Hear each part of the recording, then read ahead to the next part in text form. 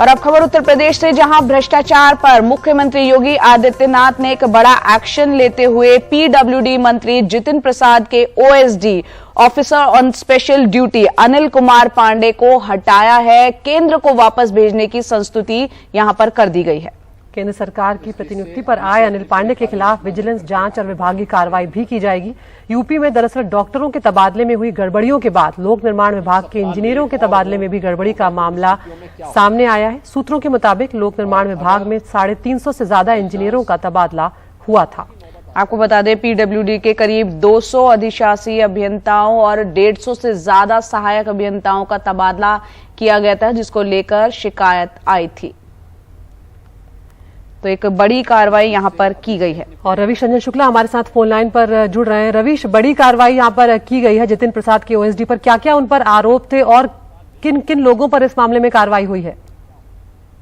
जी देखिए, ये यूपी में योगी सरकार बनने के बाद में दो तरीके के जो तबादले हैं उस पर खासी चर्चा रही है। एक आपको याद होगा कि स्वास्थ्य विभाग में सीएमओ के तबादले हुए थे, जिस पर ब्रजेश पाठक ने एक बाकायदा चिट्ठी लिखी थी और ये कहा था कि उनको बिना बताए जो है वो बड़ी तादाद में तबादले किए। और दूसरे तबादले ये जो पीडब्ल्यूडी में हुए, इसमें मामला ये था कि तकरीबन 350 से ज्यादा जो इंजीनियर्स हैं उनका तबादला किया गया था।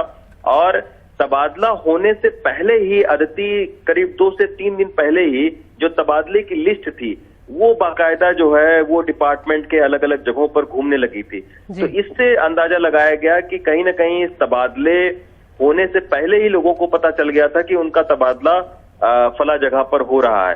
तो इसी के चलते इस पूरे मामले की जांच करवाई गई और जांच में ये पता लगा कि इसमें जो ओएसडी हैं जितिन प्रसाद के, उनका इसमें जो है वो संलिप्तता सामने आई और उसके बाद में उनको वापस मूल काडर में भेज दिया गया है। और साथ में संस्तुति ये भी दी गई है कि इनके खिलाफ में विजिलेंस की जांच जो है वो की जाए। तो निश्चित तौर पर ये बहुत ही गंभीर मामला है। अब ये पीडब्ल्यूडी तबादले के बाद लोगों की निगाहें लगी हुई हैं कि जो स्वास्थ्य विभाग में तबादले हुए थे इसकी भी रिपोर्ट आने वाली है। तो आखिर स्वास्थ्य विभाग के तबादलों में भी बड़ी कार्रवाई हो सकती है। तो अब देखना होगा कि आखिर इस मुद्दे पर राज्य सरकार क्या कहती है। लेकिन इन दोनों ही विभागों के अलग अलग तबादलों की खासी चर्चा है और जिस तरीके से एक्शन लिया गया है उससे कहीं ना कहीं ये लोग अंदेशा जाहिर कर रहे हैं कि बड़ी तादाद में जो है वो भ्रष्टाचार हुआ है कहीं ना कहीं इन तबादलों में। जी।